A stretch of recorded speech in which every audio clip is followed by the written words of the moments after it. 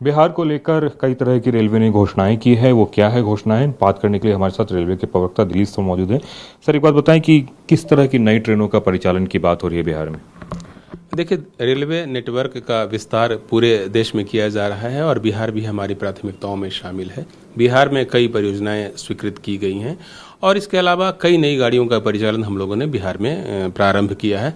Basically Bihar एक ऐसा प्रांत है जहां पर कि हम लोग एक साथ तीनों नई गाड़ियों का परिचालन करते हैं, जिसको कि देश की त्रिवेणी कहा जाता है। वंदे भारत एक्सप्रेस, अमृत भारत एक्सप्रेस और नमो भारत रैपिड रेल। तो इन तीनों गाड़ियों का परिचालन यदि किसी एक राज्य में होता है तो वह बिहार है और पहले से ही हम लोग इन तीनों गाड़ियों का परिचालन कर रहे हैं। हाल में माननीय रेल मंत्री श्री अश्विनी वैष्णव जी ने बिहार से 5 नई ट्रेनों के परिचालन की घोषणा की है और ये सारी ट्रेनें जो है काफ़ी महत्वपूर्ण है। काफ़ी हम लोगों ने एनालिसिस किया था और बिहार से देश के दूसरे हिस्सों में जाने वाले यात्रियों की संख्या भी बहुत ज़्यादा है। तो उन सबको फैसिलिटेट करने के लिए इन 5 नई गाड़ियों के परिचालन की योजना बनाई गई है। पहली गाड़ी जो इसका परिचालन प्रारंभ होगा जल्दी ही, वह है पटना से दिल्ली के बीच प्रतिदिन चलने वाली अमृत भारत एक्सप्रेस ट्रेन। आप जानते हैं अमृत भारत एक्सप्रेस ट्रेन एक ऐसी ट्रेन है जिसमें कि हम लोग ने नॉन एसी सेगमेंट को फोकस किया है और इस ट्रेन में स्लीपर क्लास और जनरल सीटिंग क्लास के कोचेज होते हैं।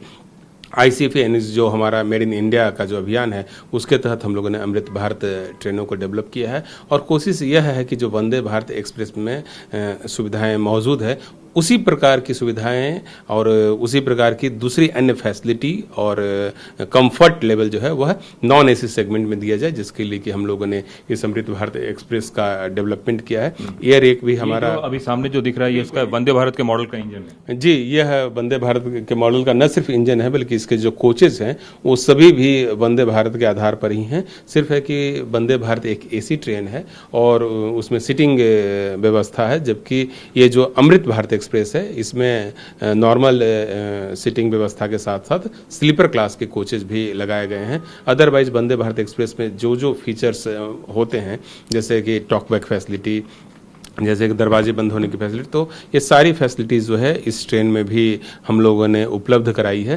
तो एक ट्रेन हो गया पटना से दिल्ली के बीच में अमृत भारत एक्सप्रेस, जिसका परिचालन प्रतिदिन होगा। इसके अलावा हम लोग दरभंगा से लखनऊ के बीच में एक साप्ताहिक सेवा चालू करने वाले हैं। दरभंगा से चल करके यह ट्रेन गोमती नगर तक जाएगी। एक तीसरी ट्रेन जिसका परिचालन हम लोग प्रारंभ करने वाले हैं वह है मालदा टाउन से वाया क्यूल गया होते हुए एक लखनऊ तक के लिए अमृत भारत एक्सप्रेस का परिचालन।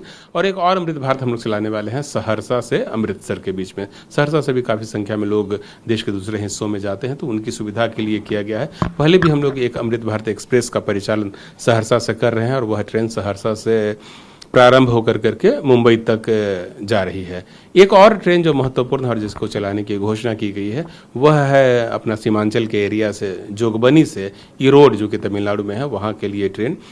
जोगबनी से या कहिए कि पूरे सीमांचल क्षेत्र से बड़ी संख्या में लोग दक्षिण भारत में जाते हैं, चाहे तो वह इलाज के पर्पज़ से हो, चाहे एजुकेशन के पर्पज़ से हो या काम करने के लिए। तो उन सब लोगों की सुविधा के लिए और उनकी डिमांड पर ये 5वीं ट्रेन के परिचालन की घोषणा की गई है। इसके अलावा कुछ दूसरे प्रोजेक्ट्स भी हैं जिस पर काम बिहार में चल रहा है, जैसे कि पटना में ही हम लोग 5 नए प्लेटफॉर्म बना रहे हैं और जो दूसरी परियोजनाएं जो हाल में स्वीकृत की गई है बिहार के लिए, उसमें एक है आप समस्तीपुर से दरभंगा या कहिए कि नरकड़ियागंज से रक्सौल समस्तीपुर दरभंगा तक के लाइन का दोहरीकरण है। फिर सीतामढ़ी से मुजफ्फरपुर लाइन का दोहरीकरण स्वीकृत है। कई दूसरी परियोजनाएं भी काफ़ी तेज़ी से आगे चल रही हैं और अभी हम लोग जिन परियोजनाओं पर काम कर रहे हैं उसमें भागलपुर और जमालपुर के बीच में एक तीसरी लाइन बनाने की योजना बनाई जा रही है और उसकी भी स्वीकृति प्रस्तावित है। फिर बख्तियारपुर राजगीर तेलैया लाइन की जो डबलिंग है उसको संबंध में भी काफ़ी सीरियसली हम लोग विचार कर रहे हैं। और एक दूसरा प्रोजेक्ट जो कि अंडर कंसिडरेशन है वह है रामपुर हाट से भागलपुर के बीच में डबलिंग का काम। तो उद्देश्य यह है कि बिहार जहाँ से कि बड़ी संख्या में लोग जाते हैं और पॉपुलेशन डेंसिटी के हिसाब से भी बिहार जो है देश के ऊपरी 2-3 राज्यों में से एक है।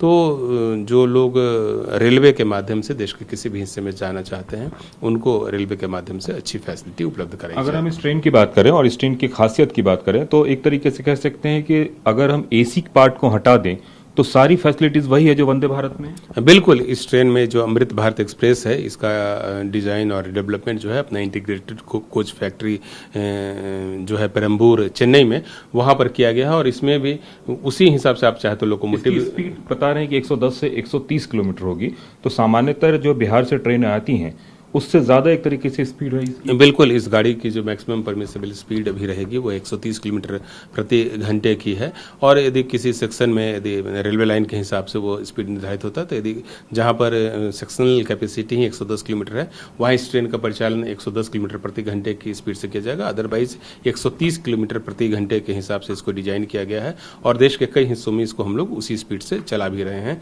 अभी हम लोग पूरे देश में 3 वंदे भारत एक्सप्रेस ट्रेनों का परिचालन कर रहे हैं और 4 नहीं चलेंगी तो 4, 3, 7 वंदे भारत एक्सप्रेस हो जाएगा।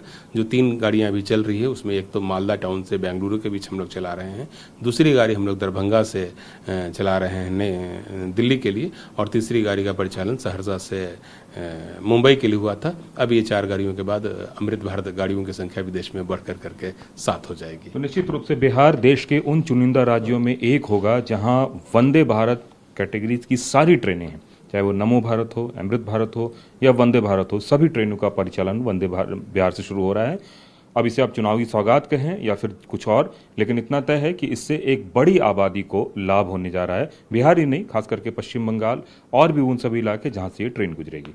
कैमरामैन विपुल के साथ कुमार कुंदन, TV9 भारतवर्ष, दिल्ली।